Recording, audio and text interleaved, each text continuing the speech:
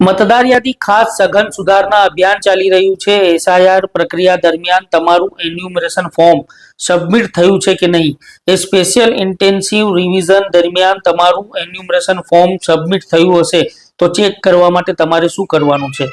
તમારે ગૂગલ ઉપર જવાનું છે।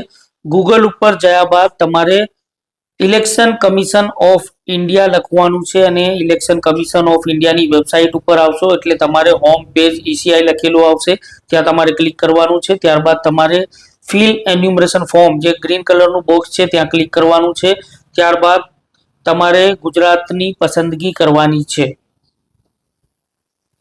ગુજરાતની પસંદગી કર્યા બાદ એની સામેના કોલમમાં તમારે તમારો એપિક નંબર એટલે કે ચૂંટણી કાર્ડ નંબર અહીંયા તમારે દર્શાવવાનો છે। જો ચૂંટણી કાર્ડ નંબર નાખશો અને સર્ચ કરશો, તમારું ફોર્મ સબમિટ થયું હશે તો your form has already been submitted with mobile number for more detail contact your BLO એવું લખાઈને આવશે।